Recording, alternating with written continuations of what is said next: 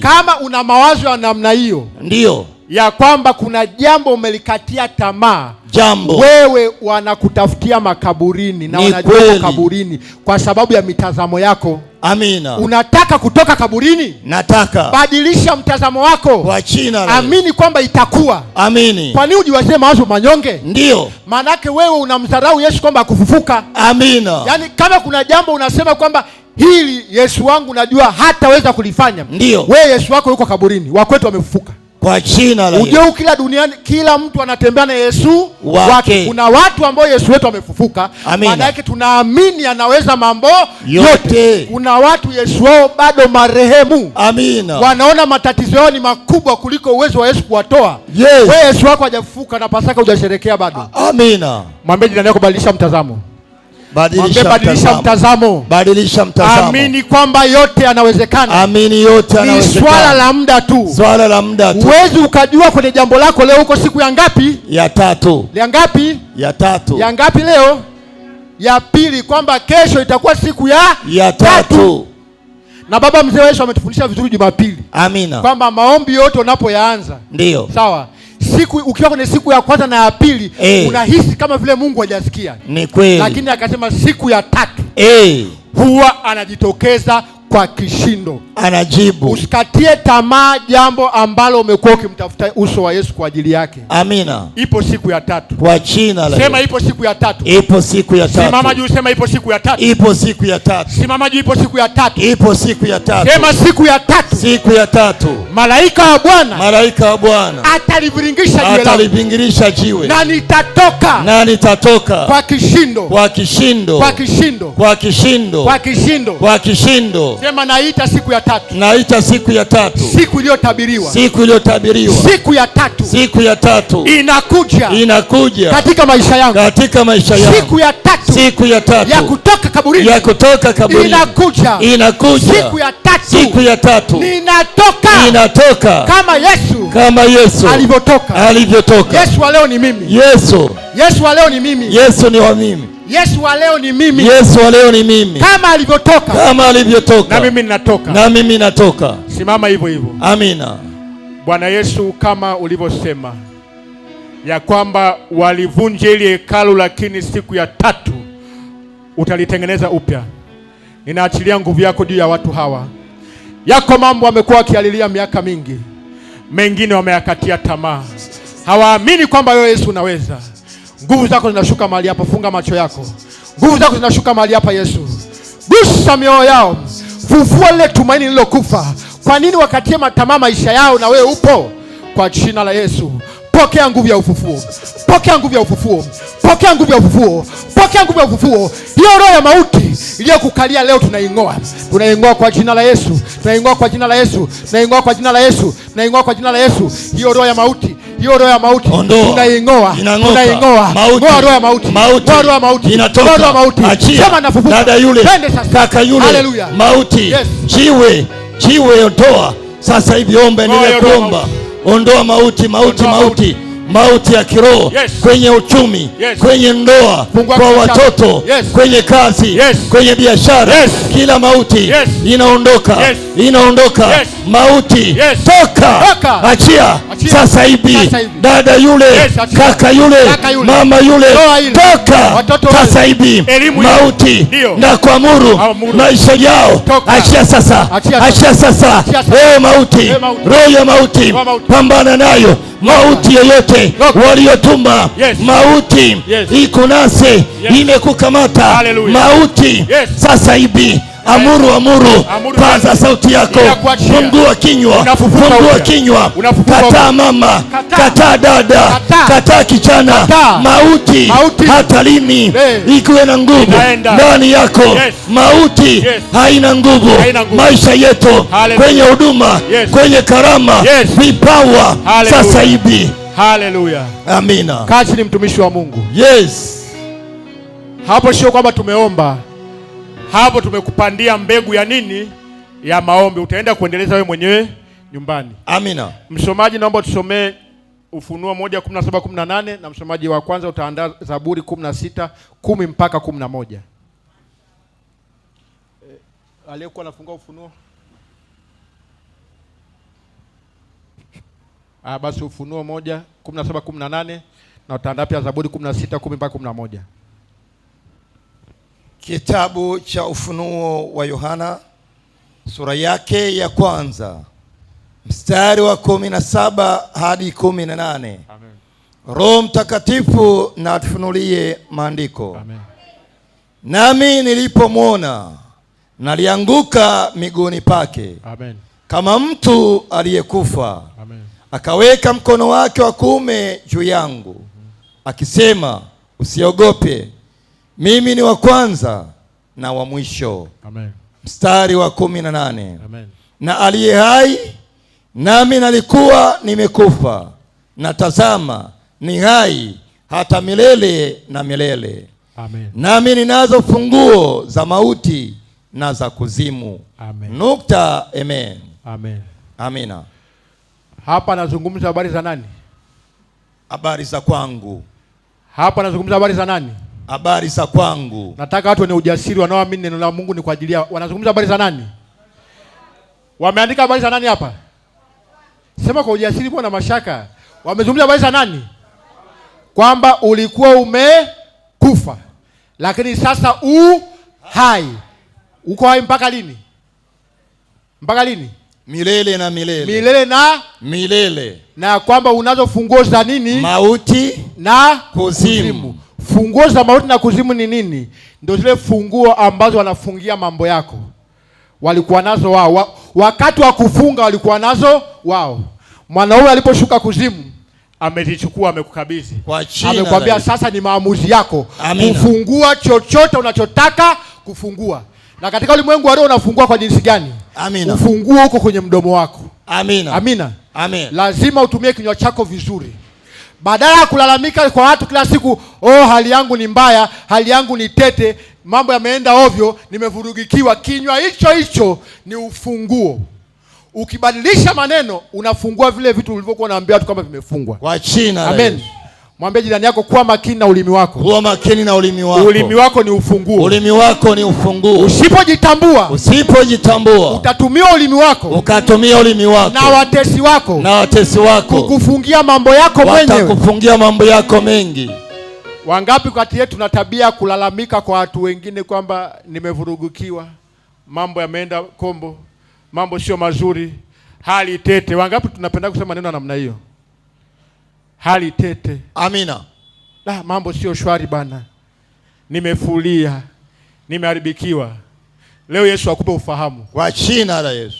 Yesu amesema aliyesha mnyang'anya shetani funguo za mauti na kuzimu. Amekukabidhi wewe. Kwa jina la Yesu. Tulifundishwa wiki iliyopita kwamba Biblia inatumia mifano ambayo tunaweza tukaielewa. Amina. Lakini katika ulimwengu wa roho ufungua mauti wa kuzimu ni ulimi wako. Amina. Ndio maana kitabu cha Methali kimesema kwamba mauti na uzima huwa katika uweza wa ulimi. Naye anaoupenda ulimi wake atakula matunda yake. Amina. Mimi ulimi wangu nautumia vizuri sana. Kwa jina la Yesu. Yaani kama umewahi kuishi na mimi. Ndio. Sijui kama umewahi kuishi na mimi. Hutakaa wewe hata kama hali imevurugika kiasi gani. Hutakaa unisikie. Amina. Ninakiri udhaifu. Amina. Naweza nikawa nimefulia kweli kweli. Ndio. Lakini kunisikia hata siku moja nakwambia sina hela. Amina. Kwa sababu nimejua siri. Niliesha kabisa. Unajua kupewa ufunguo ni jambo moja. Amina. Unaweza kupewa ufunguo wa benki kuu. Ndio. Ambao kuna mabilioni ya nchi. Amina. Ukapewa kabisa hivi. Lakini kuutumia ufunguo ni jambo jingine. Ni maamuzi. Amina. Unaweza ukapewa ufunguo wa benki ya NBC pale Ubungo sasa hivi.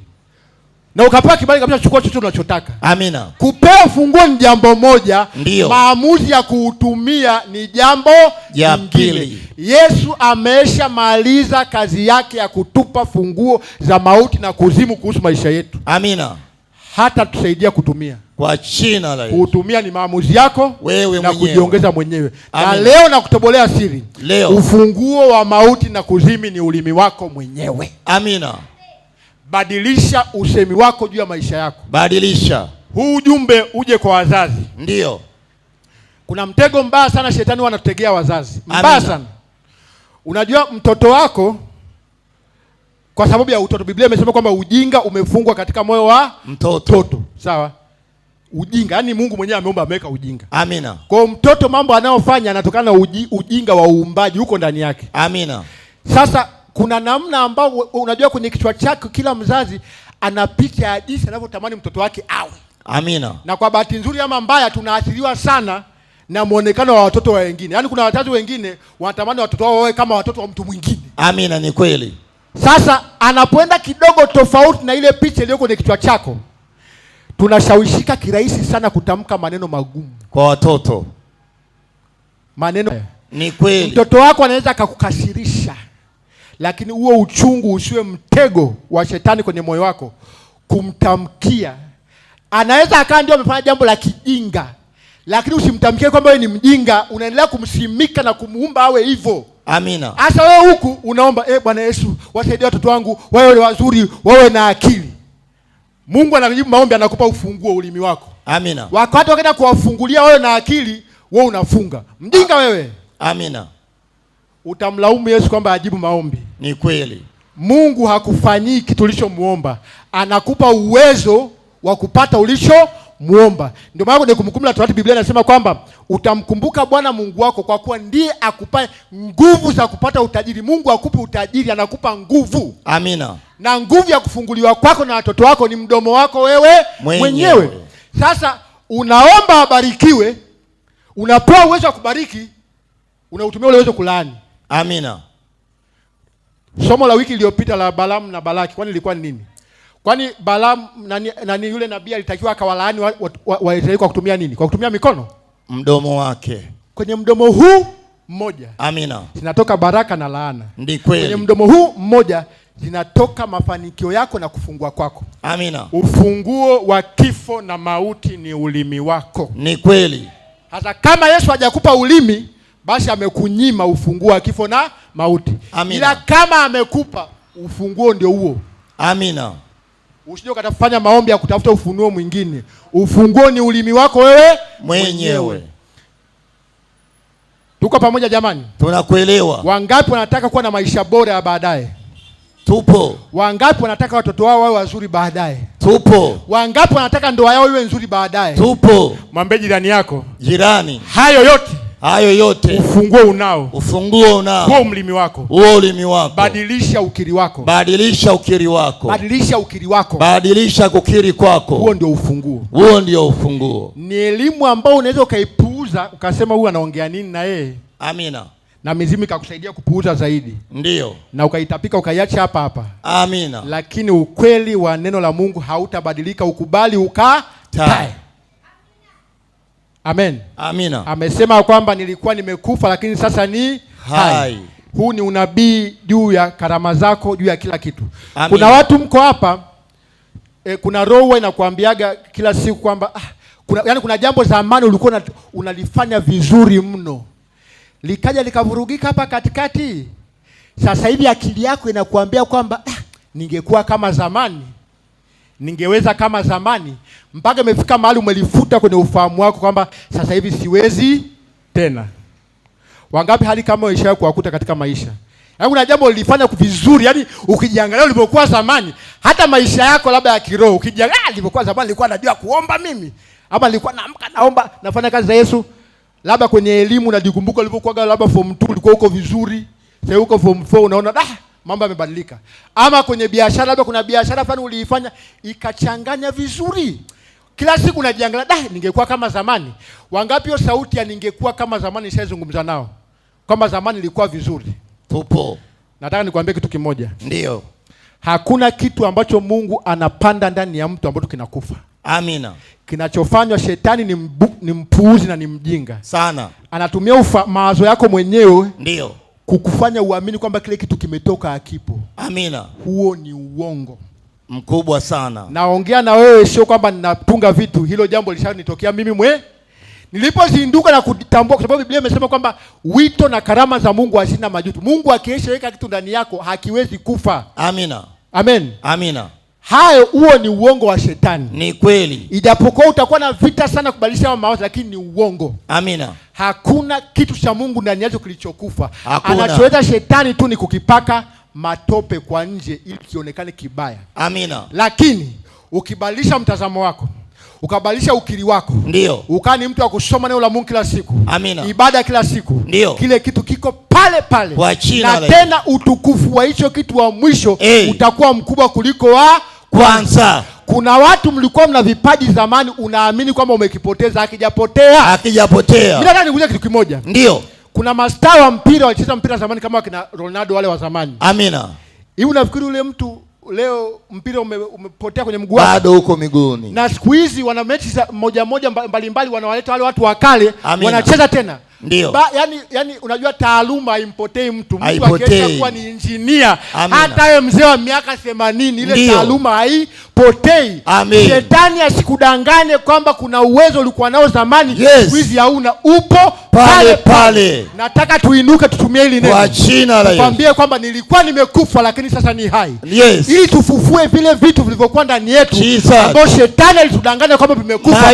Kumbe neno la Mungu linasema viko hai. Simama juu. Simama.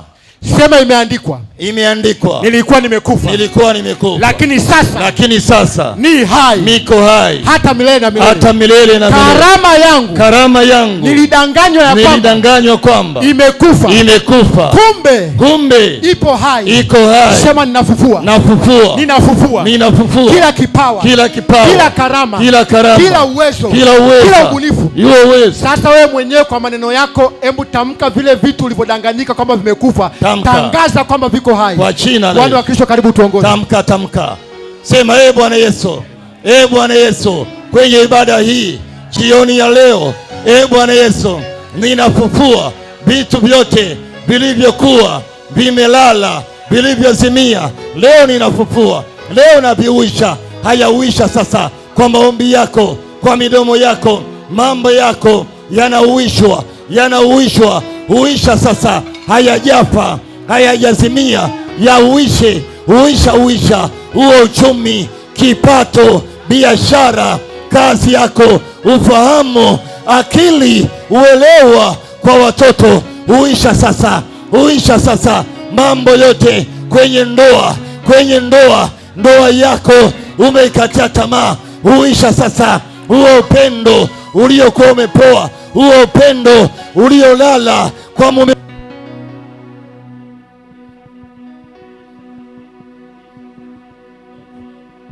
Baomba kasanya kuomba. Uisha upendo wa ndoa, wewe na mume wako, wewe na mke wako, wakati mnaoana, wakati mnachumbiana, wakati mnakutana, mlikuwa mnapendana. Leo mmezoeana, mmezaa watoto 2 au 3, tayari unamzoea, umemchukia, unaona hana tena thamani, hana tena mvuto. Uisha sasa. Endelea kuomba, omba. Fufua ndoa yako, haijafa, iko hai. Shetani alikudanganya. Nafufua ndoa yangu, nafufua kwa jina la Yesu. Elimu yako uliyodhani kwamba umeshindwa bado ipo pale pale. Yes. Hallelujah. Amen. Sema Bwana Yesu, ndani yangu umefufua kila kitu kilichodanganyika kwamba kimekufa. Roho ya uzima, roho ya uhai imeingia ndani yangu leo. Nitaenda kufanya kile nilichodhani siwezi kufanya kwa nguvu kubwa. Kwa jina la Yesu. Haleluya. Amen. Shangilia. Naomba tufungulie ile Zaburi 16 mstari wa 10 na wa 11. Alafu na gift yangu fungua wa Korinto wa kwanza mlango wa 15 17 mpaka 22. Wa Korinto wa kwanza mlango wa 15 17 mpaka 22 kwa ni Christopher. Zaburi 16 mstari wa 10 mpaka 11. Kitabu cha Zaburi sura yake ya 16 mstari wa 10 hadi wa 11. Roho Mtakatifu natufunulie maandiko. Amen. Maana hatakuacha kuzimu nafsi yangu, wala utamtoa mtakatifu wako aone uharibifu. Naomba rudie tena kwa ni wa Kristo. Mstari wa 10. Maana hutakuachia kuzimu nafsi yangu. Ndio. wala utamtoa mtakatifu wako aone uharibifu. Mstari wa 11. Hapo kwanza kwa ni wa Kristo. Amina. Usifunge hapo. Amen. Anazungumza habari za nani hapo? Hao maneno kwa ajili ya nani? Ya nani? Bwana ameahidi nini? Hata kuachia kuzimu nafsi yangu. Hata iachia kuzimu nafsi yangu. Yako. Wala hata kuacha wewe uone nini? Hata mtoa mtakatifu wako aone uharibifu. Uharibifu maana yake nini? Mambo yako kuvurugika. Amina. Unajuaje nafsi yako iko kuzimu? Jambo la kwanza ya nafsi ya mtu ambaye iko kuzimu ni kwamba ni mtu ambaye hawezi kujiwazia mema. Ni kweli watu wanajipenda wenyewe, lakini kuna watu wanapata shida sana kujiwazia nini? Mema. Yaani likitokea jambo lolote katika maisha yake ambayo ni fursa, sentensi yake ya kwanza kichwani kwake ni kwamba siwezi. Mnaweza kaja kumshauri bwana, kuna fursa imetokea ya biashara pale nani pale kwa mkachangamkie. Yaani kabla ule mtu hajaondoka, lakini mimi siwezi, sina mtaji. Sentensi za kwanza za watu, sina nini? Sina mtaji. Wakati wazo la biashara unalo, hiyo ni ishara ya mtu nafsi yake iko wapi? Kuzimu. Tunajuaje kwamba nafsi yako iko kuzimu? Ni mwepesi kukatishwa tamaa. Unaweza ukalianza jambo ukapiga hatua ya kwanza, ukikutana changamoto ndogo tu, yani ndogo. Unagairi, unakata tamaa, unalifuta. Hiyo ni dalili ya pili, mtu nafsi yake iko wapi? Kuzimu. Nimesema vitu vingapi? Mtu ambaye anapata shida kujiwazia mema. Kwa mfano ni binti ama ni kijana wa kiume. Okay, umekuwa ukitamani Mungu akupe mwenza. Sawa? Lakini wewe kila ukitembea unaona kwamba mimi yaani kwamba unajiona kama sio mzuri, labda hamna mtu anakuchangamkia. Yaani kwanza ukipishana na watu watano unaowajua asipokusalimia tu tayari shida. Ushaanza kujiwazia mabaya. Hivi nikoje, kwani na shida gani? Yaani mwepesi kujiwazia mabaya. Au ni mwepesi ukikutana changamoto ndogo. Unaenda shule unasoma kidogo, ukifeli mtihani mmoja tu ushahesabu kwamba wewe huwezi kufanya masomo yote. Umeanza biashara mpya, umepata hasara mwezi wa kwanza tu, unasema bana mimi naona biashara mimi ni ngumu kwangu, sitaiweza. Kaugonjwa kamoja tu ushajiona wewe ni marehemu, unaenda kufa. Yaani mtu ambaye nafsi yake iko kuzimu inamjaza na mawazo mabaya, yaani anapata shida kujiwazia mema. Wenzake wanafanya, na utamjuaje huyu mtu? Saa zote anawaona watu wengine ni bora kuliko yeye. Kwa hiyo anatamani awe kama watu wengine. Amina. Kama ni shuleni anamuona kwamba yule ana akili, ningekuwa na akili kama yule. Kama ni kwenye ndoa anaona kwamba ningekuwa na ndoa kama ya yule. Ana mke wake mzuri, lakini anaona kwamba yule mke wa yule ndio mzuri, kwanza ni mnyenyekevu, afu mpole, afu ana heshima, wa kwangu sio. Ana mume, lakini anaanza kuna mume wa yule ndio mzuri zaidi, kwanza yule ana hela, afu yule dada yani mahitaji yake yote anapata. Yeye wa kwake anamuona kwamba hana kipato. Na hiyo jambo linawapata wakina dada wengi. Yaani pesa ndio kigezo cha uzuri wa mwanamume. Niyo ni sehemu ya uzuri wa mwanaume, lakini sio kitu pekee. Huyo tajiri unayemtaka wewe, unaweza ukaishi naye, unajua masharti yake na misimamo yake. Amen.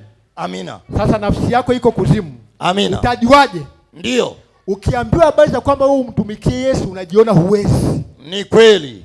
Yaani kazi ndogo tu ya Yesu, hata ukiambiwa kasogeze kile kiti pale unaona aibu, unaona watu watanionaje. Amina. Usogeza kiti tu. Ndio.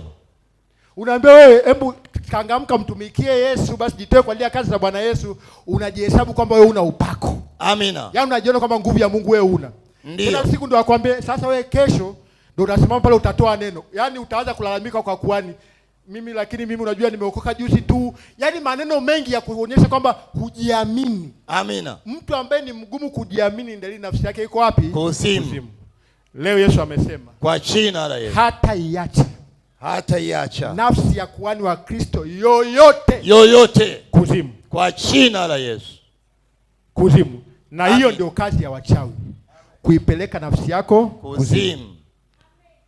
Sasa kama unaamini hili andiko ni la kwako, kwamba kwa kufufuka kwa Kristo ameapa kwamba hata iacha nafsi yako kuzimu, kama unaamini hizi habari ni za kwako, simama juu. Ila kama unajua hizi ni habari za watu wengine, sisi tuachie. kaa chini.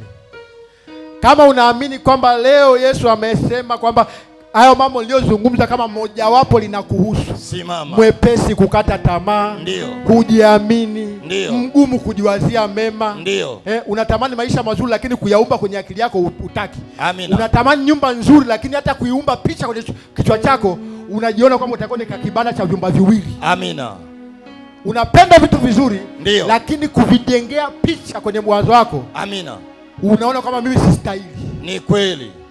Kama unaamini, ndio, Bwana wa Kristo naomba utuongoze. Tunaamini. Haya ni maombi ya kila mtu kujipambania mwenyewe. Mwambie Yesu kwamba hili neno ni unabii wangu. Itoe nafsi yako kuzimu, kwamba waiachie kwa mujibu wa neno la Bwana. Bwana wa Kristo naomba utuongoze, lakini Amina. Kila mtu pia aombe mwenyewe. Karibu kwani. Sema Bwana Yesu. Bwana Yesu, jioni ya leo ninakataa kila roho ya kutokujipenda, kila roho ya kutokujikubali. Iachilie kwenye moyo wangu, iachilie mawazo yangu. Bwana Yesu, jioni ya leo nisaidie, nafsi yangu itoke kuzimu, nafsi yangu ihuishwe kutoka kuzimu. Bwana Yesu, jioni ya leo najikubali, jioni ya leo nitajipenda. Popote pale nitakuwa ni mtu ninayejipenda, nitakuwa ni mtu ninayejikubali. Bwana Yesu nisaidie, Bwana Yesu niwezeshe, nishushie nguvu ya kujipenda, nguvu ya kujikubali, nguvu ya kujiwazia makubwa. Haya, omba sasa, omba, ingia kwenye maombi kwa jina la Yesu. Bwana utusaidie, Yesu tuwezeshe, achilia nguvu ya kujikubali, achilia nguvu ya kujipenda, achilia nguvu. Nafsi yangu ihame kuzimu, nafsi yangu itoke kuzimu. Wewe umesema, wewe umenena, wewe umetamka, hautamwacha mtakatifu wako nafsi yake ibaki kuzimu. Kwenye ibada hii jioni ya leo, hiyo nafsi yangu iliyoishi kuzimu, nafsi yangu iliyokaa kuzimu, leo inatoka, leo inatoka. Omba sasa hivi. Sijaona watu wenye uchungu, ingiza uchungu ndani yako. Mama, maisha hayo unayoishi sio ya kwako. Huo uchumi uliokuwa nao sio wa kwako. Nyumba unayokaa sio hazi yako. Nyumba uliyopanga sio hazi yako. Wewe ni wa juu, mimi ni wa juu. Kwa nini uko chini? Kwa nini maisha ni ya chini? Uchumi ni wa chini, kila kitu ni cha chini. Inua sasa hivi, inua uchumi wako, inua kipato, inua sasa hivi, inua, mwambie Yesu, mimi ni wa juu, mimi ni wa juu. Nimekataa kuwa mtu wa chini, wa hali ya chini, nimekataa. Omba, omba, omba. Sijaona watu wenye uchungu. Haya maombi pasipo kuingiza uchungu ndani yako, ukawa unaugua ndani ya moyo, ugua moyoni, ndani ya moyo, ingiza uchungu, ingiza uchungu. Mama, maisha hayo sio ya kwako. Uchumi ulio nao sio wa kwako.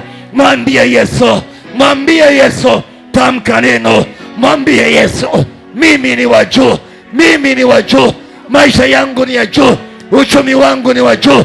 Pandisha, imani yako ni ya juu, viwango vyako vya imani ni vya juu. Inua sasa hivi, inua sasa hivi, inua sasa hivi nafsi yako, nafsi yako leo. Inua nafsi ziachiliwe, nafsi ziachiliwe, zirudi mahali pake, zikae mahali pake panapostahili. Nafsi yako mahali ilipo sio mahali pake, sio mahali panapostahili. Leo ita nafsi yako, ita. Sijaona watu, sijaona wakina mama, sijaona vijana, sijaona baba. Kanisa la House of Prayer linakukaribisha katika kituo cha maombi kilichopo Mwenge, Dar es Salaam. Karibu kwenye ibada za uponyaji na ufungurivu kupitia uimbaji, maombi na neno la Mungu. Ni kila siku za Jumanne na Alhamisi. Muda ni kuanzia saa 11 jioni hadi saa 3 usiku. Wagonjwa na wenye shida mbalimbali watapokea uponyaji wao. Kwa mawasiliano zaidi, piga simu namba 65 260 692.